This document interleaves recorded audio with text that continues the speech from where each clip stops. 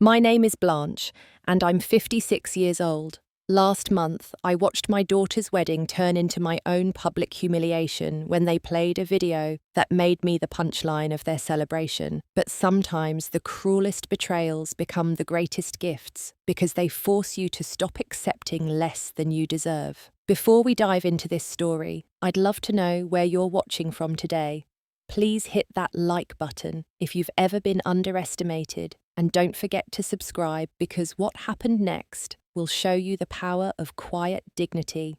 8 years ago, my world collapsed when my husband's gambling addiction destroyed our marriage and our finances. At 48, I found myself starting over with a 7-year-old daughter and nothing but determination. While other women my age were planning for retirement, I was learning how to rebuild from scratch. I opened Petals and Promises, a small flower shop on Main Street, with my last $1,000 and a prayer. Those early years were brutal. I worked 16-hour days, my hands constantly stained with soil, my back aching from lifting heavy arrangements and delivery boxes. But every exhausted evening was worth it when Sarah would help me count the day's receipts, her small fingers carefully organising the bills while she chatted about school. We had our routines and our traditions. Saturday morning pancakes that I'd flip too high and catch badly, making us both laugh. Camping trips to state parks because we couldn't afford fancy vacations, where Sarah would catch fireflies and we'd tell stories around our tiny campfire. Movie nights on our second-hand couch with popcorn I'd inevitably burn, but Sarah never complained. I taught her to arrange flowers and she'd work beside me after school, her homework spread across the counter between customer orders. When she struggled with math, we'd practice using flower stems as counters.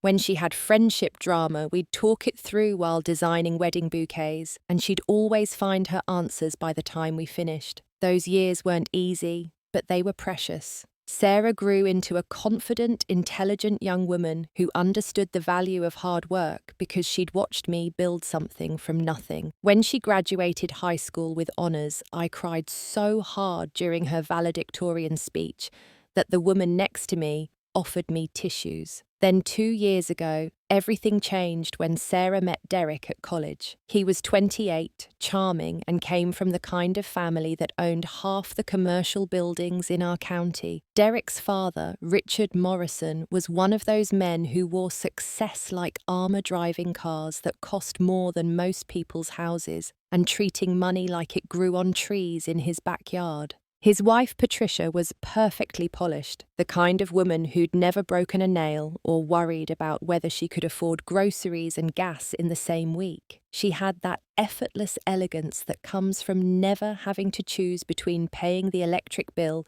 or buying your daughter new school shoes. Derek's sister, Amanda, was 25, fresh out of business school, and carried herself with the confidence of someone who'd never doubted her place in the world. She had opinions about everything and the financial cushion to express them without consequence.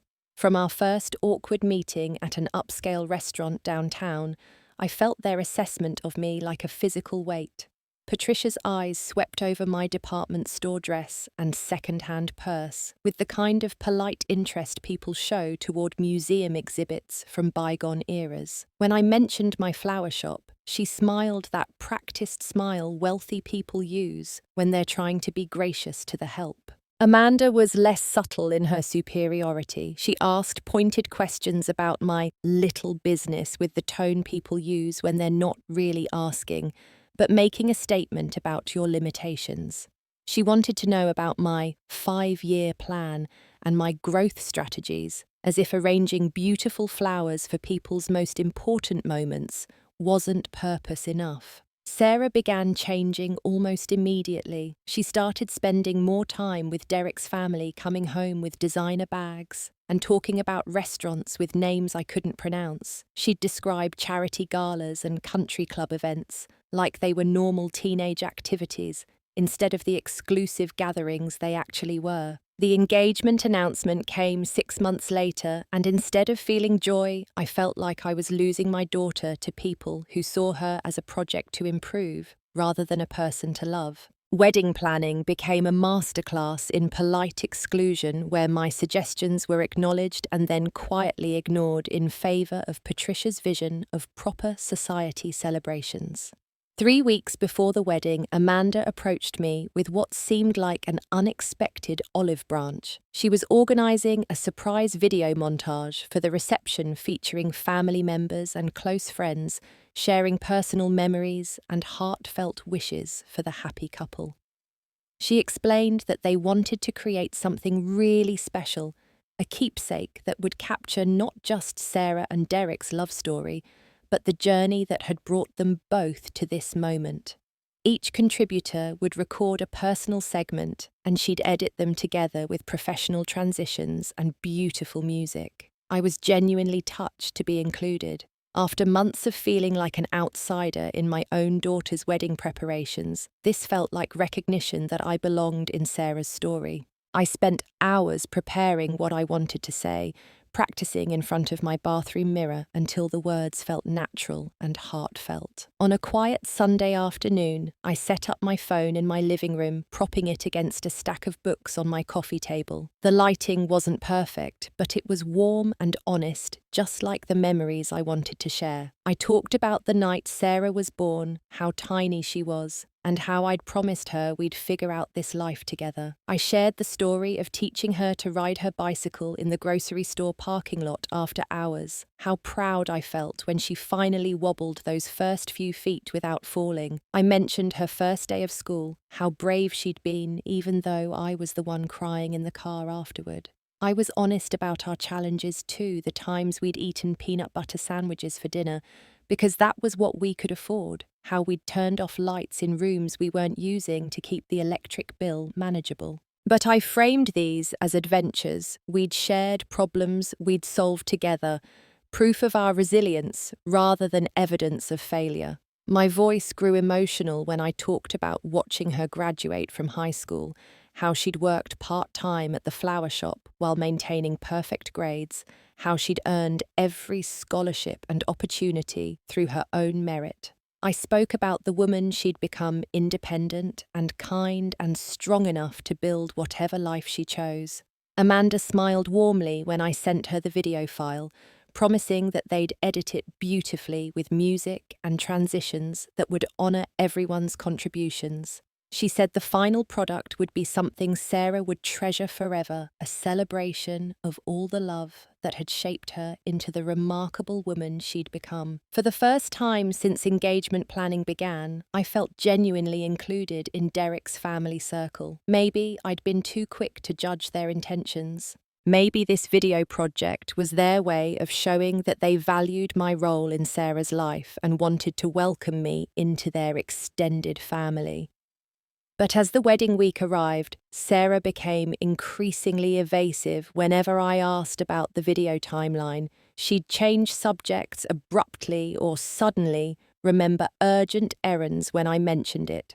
I started catching fragments of hushed phone conversations that would end abruptly when I entered the room. When I asked directly about when the video would be shown during the reception, Sarah mumbled something vague about technical details and timeline adjustments. Her discomfort was obvious, but I attributed it to normal pre-wedding stress rather than anything more concerning. The rehearsal dinner was held at Morrison's Prime, the most expensive restaurant in our area. I arrived wearing my best black cocktail dress, the one I'd splurged on for Sarah's college graduation ceremony 2 years earlier. But walking into that private dining room, I realised immediately that I was underdressed compared to the other guests in their designer evening wear and jewellery that caught the chandelier light like captured stars. I was seated at a table near the back with some of Derek's distant relatives, who made polite conversation about their recent European cruise before turning to discuss mutual friends and social events I'd never heard of. Patricia gave a lengthy toast about family traditions and the importance of marrying into established families with strong values and proven stability. She spoke eloquently about how thrilled they were to welcome Sarah into their circle of successful, principled people who understood the responsibilities that come with privilege and position. She never mentioned me once during her 15-minute speech, not even as the woman who had raised the bride they were so eager to claim as their own. Wedding morning dawned grey and misty, with the kind of uncertain weather that makes brides nervous and mothers reach for backup plans. I'd been awake since 4:30, too anxious to sleep properly, despite my exhaustion from the previous day's activities. I showered carefully and spent extra time styling my hair using techniques I'd learned from YouTube videos because professional salon appointments weren't in my budget. My makeup took longer than usual as I tried to perfect the natural but polished look that seemed appropriate for a country club wedding. My dress hung on the closet door like a symbol of hope. I'd found it on clearance at Macy's 3 months earlier, a soft periwinkle blue that complemented my complexion. The alterations had cost almost as much as the dress itself, but it fit perfectly now, skimming my figure in a way that made me feel confident and appropriate for the occasion. The matching shoes had been another careful purchase, chosen for their comfort as much as their style, since I'd be standing for hours during photos and festivities. My jewellery was simple but elegant pearl earrings Sarah had given me for Mother's Day, and a delicate silver necklace that had been my own mother's. Looking in my full-length mirror, I tried to convince myself that I belonged at this wedding as much as anyone else. I was the bride's mother after all. My role in Sarah's life couldn't be diminished by other people's wealth or social connections. Today was about celebrating my daughter's happiness, not about comparing bank accounts or social status. The ceremony venue was Riverside Country Club, a sprawling estate with manicured gardens and a chapel that looked like something from a wedding magazine. Arriving in my 10-year-old Honda Civic, I felt conspicuous among the luxury vehicles filling the circular drive. Uniformed valets opened doors for guests, stepping out of Mercedes and BMWs, while I parked myself in the farthest corner of the lot. Inside the main building, I learned that I wasn't included in the bridal party's preparation activities. Sarah was getting ready in the bridal suite with Amanda, her sorority sisters, and Derek's female cousins, a group that had apparently bonded over shared experiences I couldn't relate to. A wedding coordinator politely directed me toward the chapel, suggesting I might want to greet early arriving guests. The chapel was magnificent, with soaring ceilings and stained glass windows that cast rainbow patterns across the white silk aisle runner. I took my designated seat in the front row, realizing I'd be sitting alone, while Derek's extensive family filled multiple rows with aunts, uncles, cousins, and long-time family friends. The ceremony itself was breathtakingly beautiful. Sarah looked radiant in Patricia's grandmother's vintage lace gown, a family heirloom that had been preserved in tissue paper and dreams for decades. Walking down the aisle on Richard's arm since her own father had forfeited that honour, through his choices, she glowed with happiness that made my heart swell despite everything. I cried watching my little girl recite vows to the man she'd chosen, remembering all the times she'd played bride in my bedroom, draping herself in bed sheets and carrying bouquets of dandelions from our tiny yard. The woman standing at that altar was the same little girl who used to practice wedding marches down our apartment hallway, but she'd grown into someone whose life had expanded far beyond anything I'd been able to provide. During the photo session after the ceremony, I was included in exactly 4 shots, one with Sarah alone, one with Sarah and Derek, and 2 group photos with extended family. Then I was politely dismissed, while Derek's family spent nearly an hour capturing every possible combination of relatives and family friends. The cocktail hour took place on the club's terrace, overlooking perfectly manicured gardens and a small lake where swans glided between fountain sprays.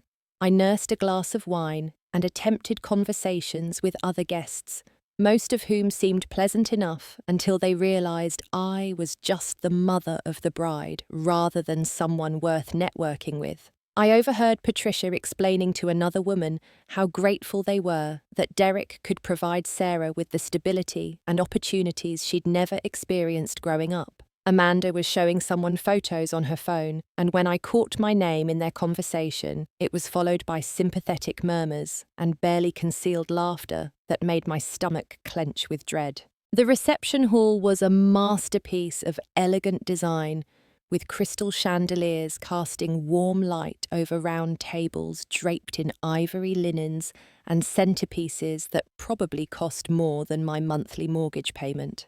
Each place setting featured multiple pieces of silverware and crystal glasses that caught the light like diamonds. I was assigned to table 8, positioned strategically between the family tables and the distant acquaintances section. My table mates included Derek's great-aunt and uncle from Ohio, a family friend who owned several car dealerships, and a pleasant couple who seemed genuinely nice, but clearly didn't understand the family dynamics they'd stumbled into. Dinner was served on china so delicate, I worried about cutting my salmon too aggressively. The couple next to me, Bob and Linda, tried to include me in their conversation about their recent river cruise and their granddaughter's acceptance to veterinary school. I smiled and contributed what I could while feeling increasingly aware of how different my life experiences were from theirs. The first dance was magical to watch. Sarah and Derek moved together like they were floating, surrounded by hundreds of tiny lights and the soft glow of candles flickering on every table. My heart filled with joy seeing my daughter's happiness, even as it ached knowing how far she seemed to have travelled from the girl who used to dance on my feet in our cramped kitchen. Then came the father-daughter dance, and my breath caught in my throat like a physical pain. Sarah took the floor with Richard Derek's father, placing her hand trustingly in his as they swayed to a gentle acoustic version of Isn't She Lovely? I watched this man who had known my daughter for barely 2 years receive the honour that rightfully belonged to her biological father, who had surrendered that privilege through his abandonment and addiction. The sight of Sarah dancing with this substitute father figure while I sat alone at my assigned table was almost too much to bear, but I forced myself to smile and applaud when the song ended, determined not to let my personal pain overshadow her moment of joy. Various family members and friends took turns at the microphone throughout dinner, sharing toasts and amusing stories about the happy couple. Richard spoke movingly about gaining a daughter and how excited they were to welcome Sarah into both their family and their business empire. Patricia dabbed her eyes while talking about how Derek had found his perfect match in someone who shared their values and understood their responsibilities to community and tradition. Amanda delivered a witty maid of honor speech about finally having the sister she'd always wanted and how perfectly Sarah fit into their family dynamic.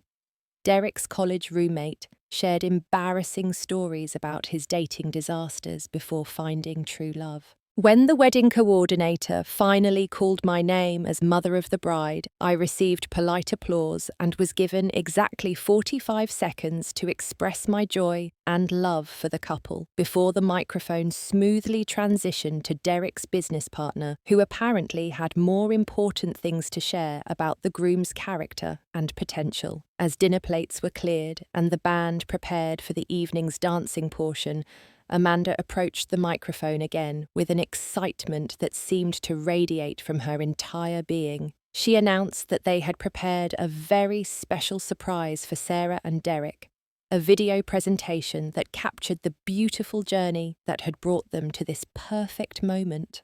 The lights dimmed dramatically and a large projection screen descended from the ceiling like a theatre curtain. Around me, guests settled into their chairs with fresh cocktails, ready to be entertained by this glimpse into the couple's love story and the people who had shaped their path to happiness. The opening music was upbeat and romantic, exactly the kind of soundtrack you'd expect for a celebration of two lives joining together in perfect harmony.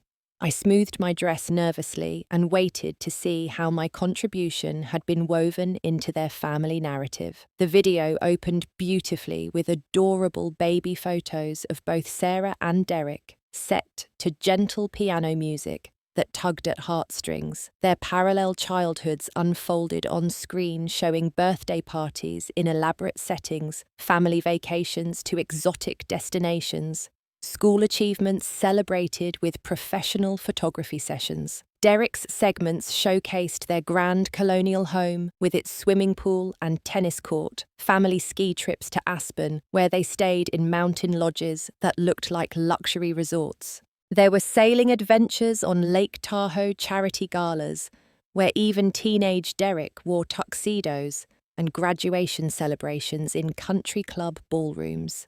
Sarah's early years were represented by photos I had lovingly provided, showing our more modest but joy-filled adventures at local parks, and the municipal zoo birthday celebrations in our small apartment with homemade cakes decorated with uneven frosting and school events, where I was always the proudest parent in attendance despite my work clothes and tired eyes. But when the video transitioned to Sarah's teenage years, something shifted ominously. The music changed from uplifting and celebratory to melancholy and sympathetic, like the soundtrack for a documentary about overcoming adversity. When my recorded segment finally appeared on screen, I barely recognized myself. The lighting had been deliberately adjusted to make me look haggard and worn down.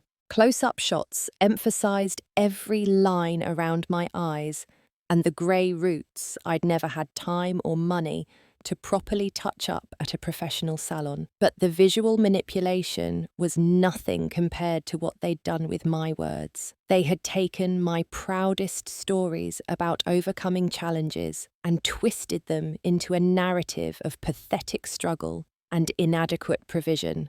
My voice saying, "We didn't have much, but we made it work," was paired with images of our modest apartment that had been colour-corrected to look like a tenement. When I had spoken lovingly about working long hours to provide for Sarah, they showed carefully selected footage of me at the flower shop, looking exhausted and defeated, hunched over paperwork late at night. My stories about our camping adventures were presented as evidence that I couldn't afford proper vacations for my daughter. The editing portrayed me as a tragic figure who had done her well-meaning but ultimately inadequate best to raise a child under impossible circumstances. Amanda's voice provided sympathetic narration over my segments, her tone dripping with false compassion, as she explained the challenges faced by single mothers without proper resources or support systems. Meanwhile, Derek's family was presented as Sarah's salvation and redemption. Their wealth and stability were portrayed as the answer to prayers I had apparently been too proud to voice. The video suggested that marrying Derek wasn't just about love, but about finally giving Sarah access to the life she had always deserved but been denied through no fault of her own. The most devastating moment came when they showed a montage of my struggles, including security camera footage from the flower shop of me working alone, late into the night, counting register receipts by lamplight, with shoulders slumped in exhaustion. The narrator's voice explained how Sarah had overcome these humble beginnings to find her true family and rightful place in society's upper echelons. Around me, guests began to whisper and point discreetly in my direction. Some covered their mouths to hide inappropriate smiles, while others shook their heads with what appeared to be genuine pity for the poor woman who had tried so hard but fallen so short of providing adequate motherhood. But the moment that completely shattered my heart was when the camera panned to the head table and focused on Sarah's face. Instead of looking embarrassed or angry about how they had portrayed and humiliated her mother, she was smiling and nodding approvingly. She actually seemed pleased with this narrative that painted me as a well-intentioned but fundamentally insufficient guardian who had finally been replaced by superior people.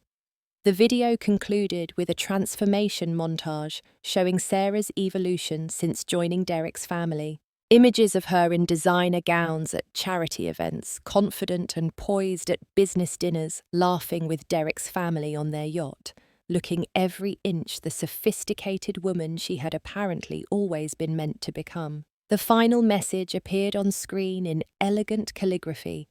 Every Cinderella deserves her Prince Charming and her happily ever after. The applause was thunderous and sustained, with guests rising to their feet and wiping tears from their eyes at this touching story of redemption and social mobility. Everyone seemed genuinely moved by the tale of how Derek's family had rescued Sarah from her unfortunate circumstances and elevated her to her proper station in life.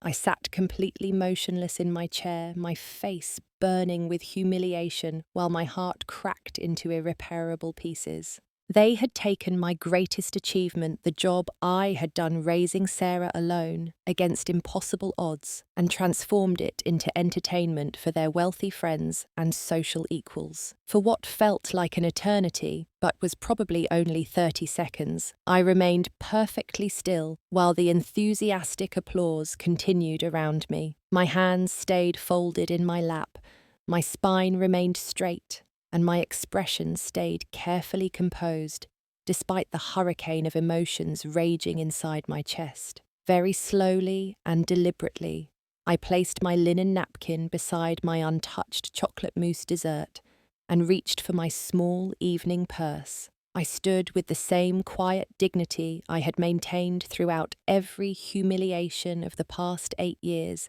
every condescending comment, every moment when I had been made to feel small and inadequate in their presence. The guests were still clapping enthusiastically and commenting on what a beautifully touching video it had been, how wonderful it was to see Sarah's inspiring journey from her difficult beginnings to this fairy tale ending. Several people noticed me standing and assumed I was preparing to offer some kind of tearful thank you speech for being included in their heartwarming narrative. Instead, I walked calmly and purposefully toward the exit, my heels clicking steadily on the polished marble floor. I didn't hurry or stumble or give them the satisfaction of witnessing an obvious emotional breakdown. I moved with intention, like a woman who had somewhere genuinely important to be. "Mum, where are you going?" Sarah's voice carried clearly across the ballroom, confused and slightly irritated that I was disrupting this perfect moment they had orchestrated. I didn't turn around to face her. I didn't provide the explanation she seemed to expect. I didn't give her or anyone else the dramatic confrontation or public scene they might have been anticipating. I simply continued walking steadily toward the door, my head held high and my expression serene. In the parking lot, finally alone among the luxury vehicles that represented everything I would never have I allowed myself exactly 3 minutes of private breakdown. I sat in my modest Honda and cried for the daughter who had chosen their version of her story over the truth of our bond, for the years of sacrifice they had reframed as inadequacy, and for the naive hope I had harboured that love might eventually triumph over money. But tears, I have learned through hard experience, are just the first stage of grief. What comes afterward is clarity, and sometimes clarity leads to action. During the quiet drive home through streets I had travelled thousands of times over the years, I began thinking differently about what I had witnessed. Derek's family had made their contempt for me devastatingly public, but they had also revealed something important about themselves: their desperate psychological need to justify their wealth by diminishing others. People who are genuinely secure in their success don't require the humiliation of working mothers for their entertainment. People who are truly confident in their worth don't need to tear down others to build themselves up. That night, instead of wallowing in self-pity or planning some dramatic confrontation, I opened my laptop and began systematically researching Derek's family business empire. Richard Morrison's real estate holdings were certainly impressive on paper, but I wanted to understand exactly how that empire had been built and whether it rested on the solid ethical foundation they claimed. My years running a small business had taught me far more than flower arranging and customer service. Business ownership requires understanding contracts, tax obligations, licensing requirements, and the thousand small legal details that can make or break any enterprise. I had learned to read financial documents, track complex expenses, and navigate the bureaucratic maze of permits and regulations. More importantly, I had spent 8 years building genuine relationships with customers who happened to include lawyers, accountants, journalists, city officials, and other business owners who regularly purchased flowers for their offices, events, and personal occasions. Monday morning, I made a phone call to Margaret Chen, an award-winning investigative reporter for our regional newspaper, who had been buying weekly arrangements for her office since my shop first opened. Margaret had earned recognition for exposing corruption in local government and had developed a reputation for finding stories that other journalists missed. "Blanche, honey, how was Sarah's wedding?" she asked warmly when she answered. "Educational," I replied calmly. "Margaret, how would you feel about investigating some potentially interesting financial irregularities in the Morrison real estate empire?" There was a pause. Then I heard the sound of a pen clicking. "Tell me more." 3 months later, I was carefully arranging white lilies for a funeral service when my phone buzzed with a news alert that made me smile genuinely for the first time since Sarah's wedding. Local real estate mogul Richard Morrison faces federal investigation for tax evasion, wire fraud, and money laundering. Margaret had exceeded even my highest expectations. Her thorough investigation had uncovered an intricate pattern of financial crimes spanning 7 years of Morrison family business operations. Shell companies with fake addresses, systematically inflated property valuations, massive amounts of unreported income, and an elaborate scheme to avoid federal taxes that would have impressed organized crime families. The evidence was overwhelming precisely because it had been hiding in plain sight. Richard's arrogance and sense of untouchability had made him careless with documentation and sloppy with digital record-keeping. When Margaret began pulling investigative threads, the entire carefully constructed fabric of his business empire unravelled with surprising speed. Derek had been deeply involved in the criminal enterprise, signing fraudulent documents and managing accounts that clearly demonstrated his knowledge of the illegal activities. Bank records showed his electronic signatures on transfers that violated multiple federal statutes. The FBI executed search warrants simultaneously at the Morrison family home, their business offices, and Derek's apartment on a Tuesday morning that had probably started like any other day for them. Assets were immediately seized, bank accounts were frozen, and both father and son were arrested in handcuffs that undoubtedly felt foreign against their soft, privileged skin. Amanda lost her executive position at the family company when federal agents padlocked the building, and Patricia discovered that most of their lavish lifestyle had been funded by money that legally belonged to the United States Treasury. The Grand Colonial House was seized as proceeds from criminal activity. The yacht was impounded, and their generous charitable donations suddenly looked like desperate attempts to launder stolen funds. My phone had been ringing constantly since Margaret's story broke nationally. Sarah called repeatedly, her voice increasingly frantic as she began to comprehend the magnitude of what had happened to her new family and her own legal exposure as Derek's wife. When I finally answered her call, she was sobbing so hysterically I could barely understand her words through the tears and gasping breaths. "Mum, I'm so sorry about everything. I had no idea about any of this criminal stuff. I never meant for that wedding video to hurt you the way it did. I thought it was sweet, showing how far our family had come together. I didn't realize how cruel and horrible it was to you." I listened quietly while she offered desperate apologies and frantic explanations, trying to rebuild the bridge she had helped burn 3 months earlier with her laughter and approval. But some truths cannot be unsaid, and some choices cannot be undone through tears and regret.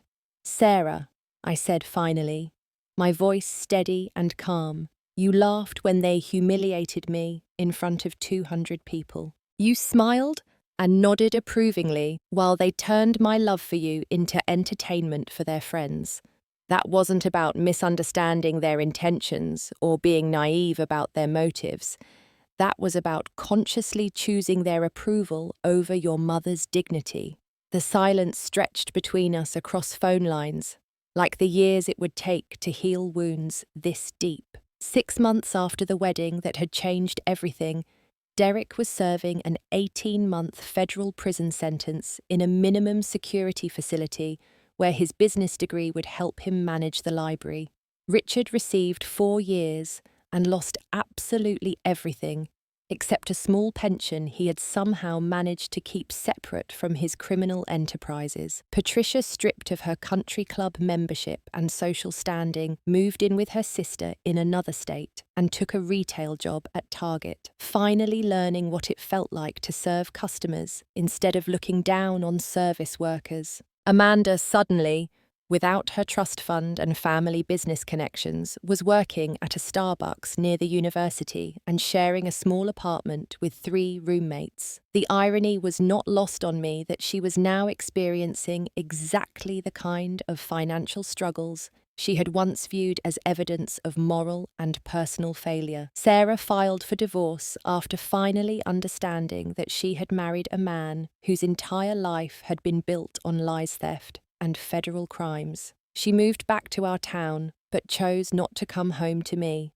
Instead, she rented a modest apartment and began the difficult process of starting over, much like I had done 8 years earlier when my world collapsed. Our relationship began healing slowly and carefully, like a serious injury that requires patience and proper care to mend correctly. She helped occasionally at the flower shop, and we shared awkward dinners where we both tried to find our way back to each other across the damage that had been done. But trust once completely shattered doesn't reassemble easily or quickly. We were learning to become mother and daughter again, but it would never be exactly what we'd had before. The wedding video that had been designed to showcase my inadequacy as a mother had accomplished something entirely different. It had revealed the true character of people who would humiliate a hard-working mother for the entertainment of their social circle, who would build their happiness on someone else's pain, and who consistently confused financial wealth with human worth.